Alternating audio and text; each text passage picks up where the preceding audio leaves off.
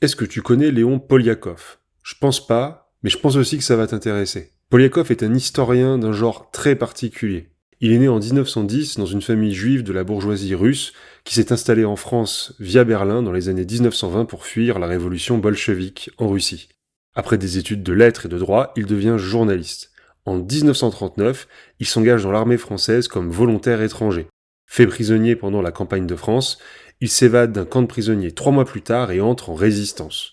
En 1943, il participe même à la création du Centre de documentation juive contemporaine avec son fondateur Isaac Schneersohn. Au lendemain de la Seconde Guerre mondiale, Schneersohn le nomme même chef des recherches et le charge de constituer les fonds d'archives de l'institution. C'est ainsi qu'il assiste Edgar Faure, procureur au procès de Nuremberg, qui l'aide notamment à écrire son acte d'accusation. Il lui fournit en outre autour de 300 documents, notamment des archives de la Gestapo en France. À partir des archives du Centre de documentation juive contemporaine et de celles qu'il a pu consulter au procès de Nuremberg entre 1945 et 1948, je parle de tous les procès de Nuremberg, pas seulement du procès des principaux responsables nazis. Il publie Le Bréviaire de la haine en 1951, le premier ouvrage sur la destruction des Juifs d'Europe, plusieurs fois mis à jour et réédité. Ces analyses sont encore considérées comme globalement pertinentes. Devenu historien par nécessité, il consacre sa vie à la recherche, notamment autour de l'histoire de l'antisémitisme, en conservant un intérêt pour sa Russie natale. Il s'éteint en 1997, après une vie entière consacrée à faire connaître la vérité sur les crimes des nazis et de leurs collaborateurs, et à en entretenir la mémoire. Ce que je trouve hyper inspirant dans son parcours, c'est qu'il montre que l'on peut être à la fois historien et acteur de l'histoire, et que tout cela n'est pas toujours incompatible. Si tu veux en apprendre plus sur Poliakov et les autres historiens du CDJC, je te renvoie vers le livre récent de Laurent Joly, dont nous avons aussi fait une revue de lecture sur notre podcast. Abonne-toi aussi pour ne rien rater de notre série en cours sur le négationnisme. Votre famille habitait à Berlin.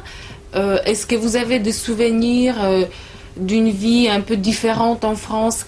Qu'est-ce qui vous frappait un peu plus dans la vie en Allemagne?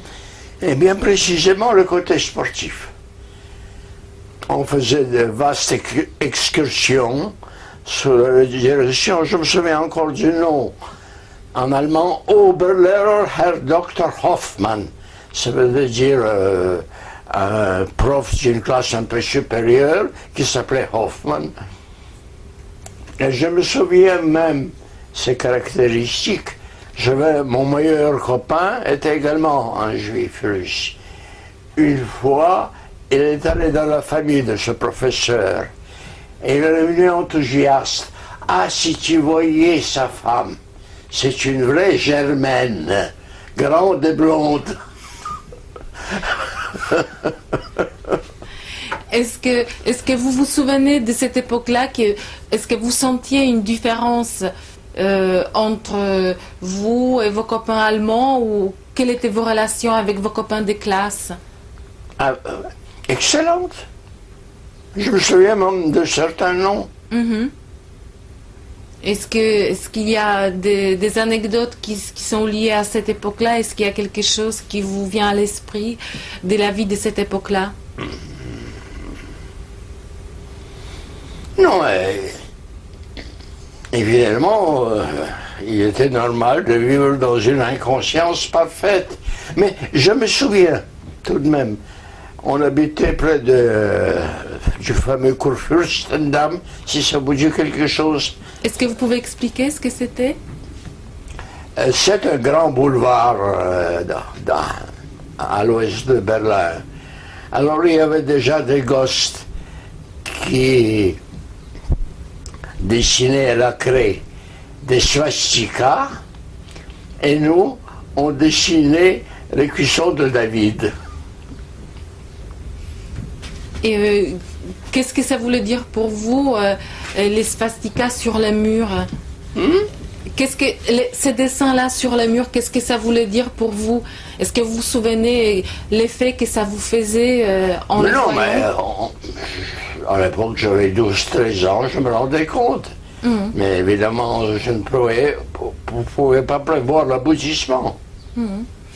Et votre père, pendant ce temps-là, qu'est-ce qu'il faisait en Allemagne? Ces projets ne s'étant pas réalisés, après 3 ans, nous sommes restés à Paris. Après 3 Et là, c'est moi qui lui ai fait une suggestion, j'avais déjà 17 ans, qui a raccourci ce jour d'une certaine façon.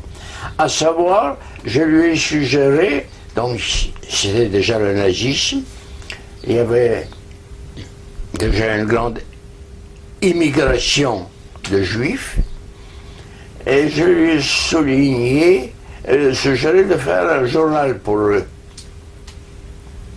Bien. Donc ce journal a été créé.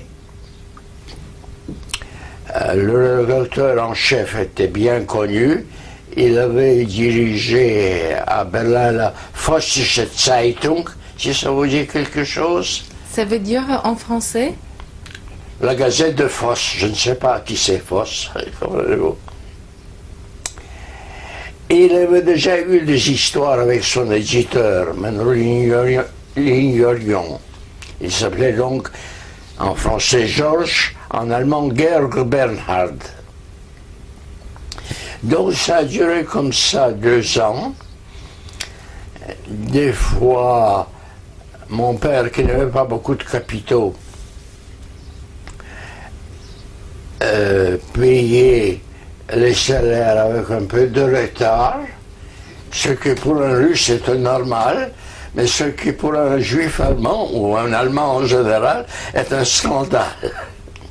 Bon, donc ça a duré comme ça 2 ans, un peu plus, et curieusement, ça s'est placé le jour de mon premier mariage, qui n'a pas duré. Donc mon père était parti au bureau, le concierge glisse sous la porte le journal, et je vois que dans le journal même, dans ce Pariser Tageblatt, il y a une déclaration de la rédaction. Nous sommes obligés de faire connaître à l'opinion publique que notre éditeur, le juif russe Vladimir Polyakov, est un traître, que tel jour il s'est rendu au consulat allemand ou quelque chose comme ça pour vendre son journal. Évidemment, c'était de la fabulation. Et ils ont fondé un autre journal qui s'appelait Pariser Tageszeitung. Un autre est mort. Il y a une kyrielle de procès qui m'ont appris beaucoup de choses. Notamment, sur le coup, j'oublie le nom, c'était un bonhomme de gauche qui avait même été, je crois, le spécialiste des affaires étrangères au Parti socialiste, peu importe son nom, qui le soutenait. En sorte qu'il a fallu une kyrielle de procès pour que donc Bernhard et sa bande aient été condamnés avec une sévérité inouïe. Si vous voulez, je peux vous photocopier le jugement. Vous avez commencé votre service militaire avant la guerre Oui. ou la guerre a déjà éclaté? Écoutez, je me souviens plus. C'était si loin. Mais je sais qu'on nous a d'abord... Non, tout de même. Oui. On nous a envoyés sur la ligne Maginot. C'était la drôle de guerre, vous connaissez le terme. Donc, vous voyez, c'était au tout début. 1940, oui. Mais quand elle est devenue sérieuse, on nous a envoyés sur la Somme pour se battre. Et alors là, j'ai fait une constatation assez curieuse. Mon meilleur copain était un séminariste russe, Vladimir Skibin.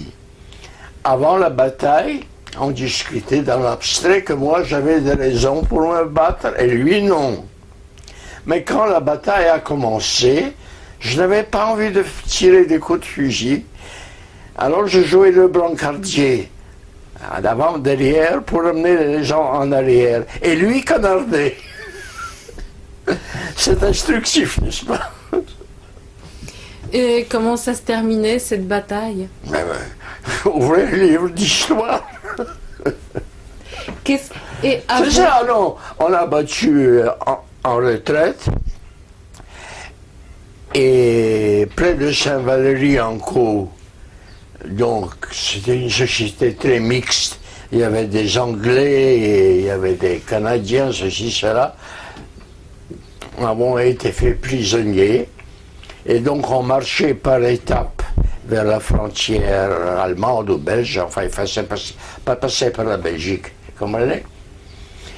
Et à Doullens, c'est à une trentaine de kilomètres de la frontière, il y avait un écriteau qu'on recherche des prisonniers sachant taper à la machine à écrire et connaissant l'allemand. Je connaissais l'un et l'autre. Alors je me suis présenté et j'ai échoué dans un commando dont le directeur, en bon allemand, Oberzahlmeister, mais c'est le titre, bon, l'officier d'intendance. L'officier d'intendance Werner Rohr, il avait un entrepôt pas de légumes, d'approvisionnement en gros à Leipzig.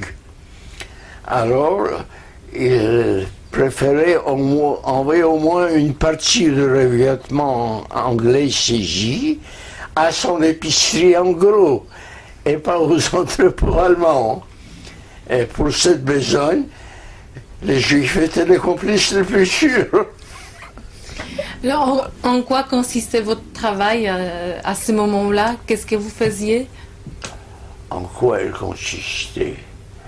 Oh, d'abord, c'était emmerdant.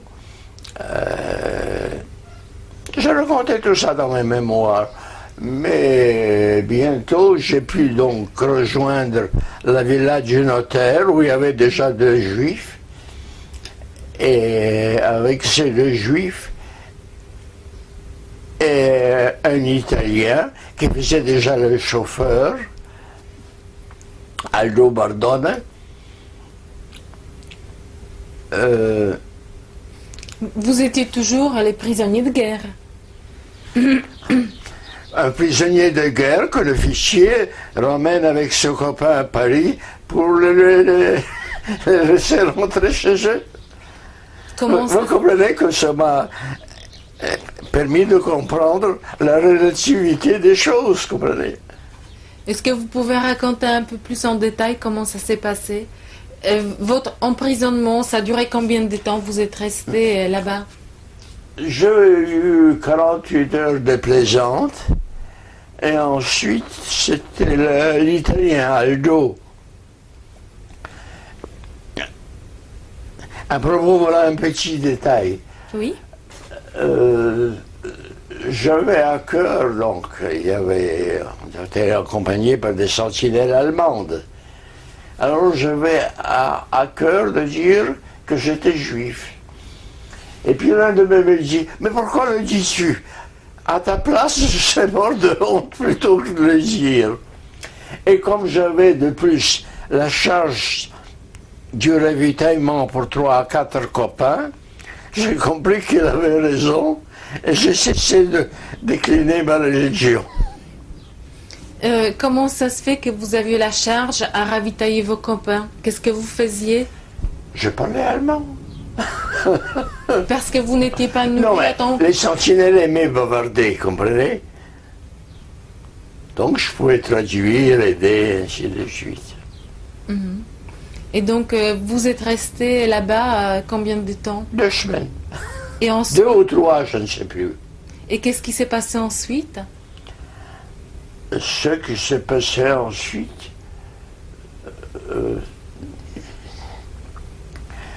oui, là se place cet épisode dont je crois déjà avoir parlé. Donc, ce illustre philosophe Kojevnikov, Alexandre Kojevnikov, de son nom complet, mais qu'en France on connaissait sous le nom de Kojev, et dont avant la guerre les cours faisaient fureur, il faisait des cours sur Hegel. Donc, quand il a fallu se déclarer comme juif, alors il a essayé de me dissuader, disant que chez nous, les paysans, quand il fallait se déclarer, ils fuyaient dans les bois. Mais je me suis déclaré quand même. Donc c'était déjà après votre retour à Paris, après l'emprisonnement. C'est ça. Bon, ensuite, simplement, lorsque les choses sont devenues déplaisantes dans la zone occupée, je suis passé en zone non-eau, comme on disait. Connaissez l'expression? Est-ce qu'il y a encore d'autres choses dont vous voulez parler avant qu'on présente votre femme et puis qu'on présente ensuite les documents?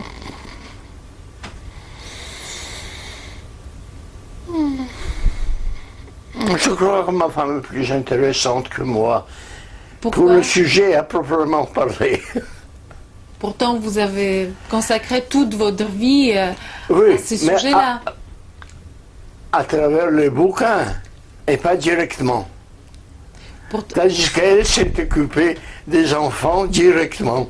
Oui, mais Monsieur Polyakov, vous êtes très modeste, mais vous avez quand même travaillé beaucoup pendant la guerre dans la résistance. Vous avez aidé les groupes de Schneerson, Oui, dont vous avez parlé finalement très peu. oui, mais être menacé d'être fusillé parce qu'on est né en Italie ou quelque chose comme ça m'est pas arrivé. On va parler la prochaine fois aussi avec votre femme qui va nous raconter cette histoire. Et donc là, je voudrais vous remercier pour nous accueillir et pour ce témoignage, pour cette interview. Et donc on va peut-être terminer là-dessus. Et on va pouvoir présenter aussi votre femme si vous le souhaitez. Oui, entre-temps, je vais sortir les 3 thèses et on finira. Merci. Monsieur Polyakov, à vos côtés, il y a votre femme. Est-ce que vous pouvez la présenter? Mais c'est assez simple. C'est une artiste, une musicienne, mais au fond, elle est plus réaliste que moi. C'est donc Madame Germaine Polyakov. Voilà. Madame Polyakov, est-ce que vous pourriez nous dire comment vous vous êtes rencontrée avec votre mari? Vous avez le micro juste là. Oui? Est-ce que vous vous souvenez de votre première rencontre? C'est très romantique. J'étais revenue de la guerre où j'étais réfugiée dans le centre de la France avec mes 3 enfants. Mon premier mari m'avait quitté. Ces 3 enfants avaient respectivement 1, 2 et 3 ans. Et j'étais dans un hôtel désaffecté de la porte de Saint-Cloud, sans ressources. Enfin, c'était assez tragique. Mais enfin, je suis d'un caractère très gai, je ne me rendais pas bien compte de la situation. J'avais 26 ans avec 3 enfants. Et Monsieur Gordin, dont mon mari vous a parlé tout à l'heure, était donc le mari de Madame Gordin, qui était une montessorienne, qui avait qui a toujours eu des jardins d'enfants, mais qui était directrice de la colonie des enfants juifs, dont j'étais la cheftaine en Corrèze. Je ne sais pas si je parle suffisamment bien. Et j'ai appris qu'elle habitait, cette Madame Gordin, avec Monsieur Gordin, à quelques pas de cet hôtel désaffecté. Et que Monsieur Gordin faisait quelques cours de philosophie. Et comme j'avais beaucoup de travail avec mes petits-enfants, je l'ai laissé avec une voisine, et puis j'allais à ce cours qui était à quelques pas. Et un jour, j'étais à ce cours, je rentre à ce cours, et je vois un monsieur brun, très brun, avec des yeux très bleus, qui était assis sur un canapé. Et il y avait beaucoup de monde dans ce salon, et il m'a simplement fait ce geste. Il y a de la place ici, à côté de moi. Donc, voilà comment je l'ai connu. Je me suis assis à côté de lui, et puis le lendemain, il me téléphonait à l'hôtel pour me dire, vous voulez pas qu'on sorte? J'ai 3 enfants, comment voulez-vous que je les laisse? Enfin, on bavardait en bas de l'hôtel ensemble, comme ça pendant très longtemps. Et voilà. Vous vous êtes mariés quand? Alors, on s'est donc connus en 1947, et on s'est mariés en 52. Ça fait qu'on ne s'est jamais lâché.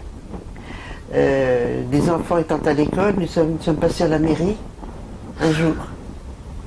Et quelques années plus tard, il a voulu qu'on se marie religieusement, bien que n'étant religieux ni l'un ni l'autre. parce qu'il pensait qu'il fallait peut-être partir en Israël et que l'enfant qu'on avait eu. Ah non. Ça, c'est autre chose. Je passe. Je me trompe là. Et vous aviez eu aussi un fils On a eu un fils en 1960 qui s'appelle Jean-Michael. Il est là. Donc on va le voir tout à l'heure Oui, sur la d'accord. photo. D'accord. Je vous remercie beaucoup et puis on va se revoir bientôt pour votre témoignage. D'accord. Cette photo représente qui? Oui, c'est une vaste famille et je ne suis pas sûr de pouvoir identifier tout le monde. Il faut que je me rapproche un peu.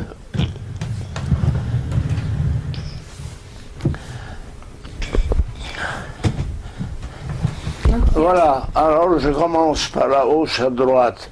Ça, ce gros monsieur barbu, ce fut le mari d'une sœur déjà décédée.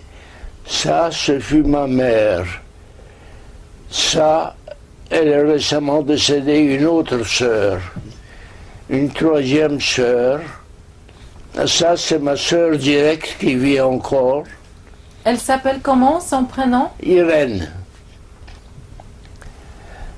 Là, c'est un juriste très habile qui a pu émigrer à New York où il a fondé un tas de trucs juridiques, je ne sais plus lequel. Vous vous souvenez comment il s'appelle? Mirkin Getsevich. Ça, c'est sa femme, une sœur à moi. Là, dans les bébés, je me perds. Mon père, ma sœur aînée, qui n'est plus de ce monde, moi-même, et un neveu dont j'ai oublié le nom. Ah si, Miliutin. C'est un Argentin actuellement. Voilà. Monsieur Polyakov, cette photo? Eh bien, c'est une photo un peu à la blague de trois vaillants défenseurs de la ligne Maginot. Ça, Navashin, un juif d'origine russe comme moi, ma propre personne, et là c'est Apter, un juif allemand. Voilà.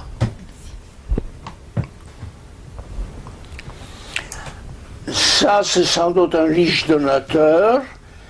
Ça, j'ignore qui c'est. Et ça, c'est le rabbin qui voulait absolument souffler du chauffard. C'est donc ce que dans mes mémoires j'appelle l'auberge des musiciens. Musiciens ayant été à l'époque un des mots codes pour désigner les juifs. Breton en était un autre. Bon. Donc c'est l'auberge de votre ami Osvaldo Bordone. Il est décédé il y a un bon moment. et c'est C'était surtout une sorte de gare de triage pour les juifs qui fuyaient Paris et qu'il fallait planquer dans la zone libre. Ça se trouvait dans les environs de Saint-Étienne. Comprenez-vous? Et là, on les accueillait, on les réconfortait, on leur indiquait des planques, comme on dit élégamment. Voilà. Ce sont deux couples. Au centre, le couple Polyakov. Là, c'est Joseph Billig, de la division Billig, j'en ai parlé. Et ça, c'est la femme qu'il a trouvée en Allemagne. C'est la photo du troisième mariage. Je m'explique. Nous nous sommes mariés 3 fois. D'abord devant la mairie, ensuite à la mairie, et ensuite, comme je voulais émigrer en Israël, et là-bas, nous avions déjà un gosse, et là-bas, les gosses nés hors mariage ne sont pas reconnus. Alors il fallait passer par le mariage juif. Mais non, on n'a pas émigré. Mais c'était à toute phase utile. Ça, c'est fait mon ami Di Kojev, Alexandre Kojevnikov de son vrai nom, fils d'un officier de marine, tué en 1906 pendant la guerre russo-japonaise. Et c'est donc lui qui m'avait lancé cette prophétie au lendemain de la guerre des 6 jours. Vous êtes un si grand peuple et vous voulez devenir des Albanais?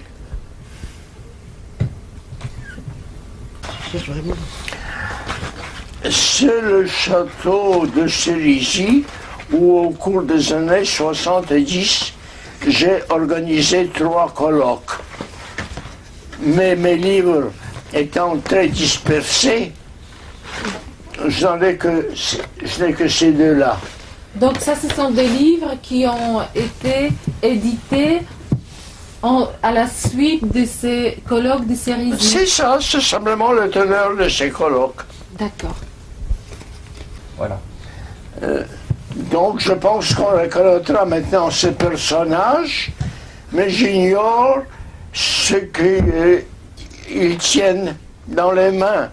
Alors, à ce qu'il paraît, est-ce que vous vous souvenez du moment de recevoir le prix du judaïsme français? Ah bon? Bravo. C'est encore une petite épopée conjugale. Madame avait décidé que j'ai droit à la Légion d'honneur. Et elle a voulu écrire au président Mitterrand. Je lui ai dit, on jettera ta lettre dans la corbeille à papier. Mais j'ai eu tort et on lui téléphone peu de jours après en disant que la Légion d'honneur sera accordée. Et j'avais le choix entre 2 solutions. Me la faire accorder par le président Mitterrand ou par quelqu'un d'habilité à cet effet. J'ai préféré une cérémonie plus modeste et plus familiale.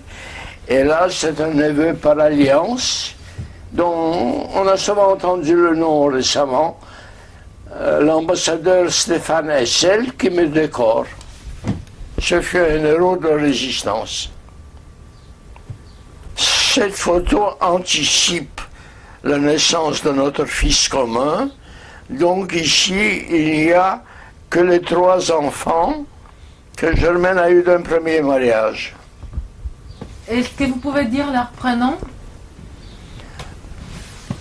Aline, Arlette, Daniel. Et le sien. Et là, c'est votre fils? C'est moi? Ah si! Ah bon? Alors il faut tout recommencer. Non, je vous en prie. Alors, son prénom de votre fils, c'est? Jean-Michel dit Jean-Mic.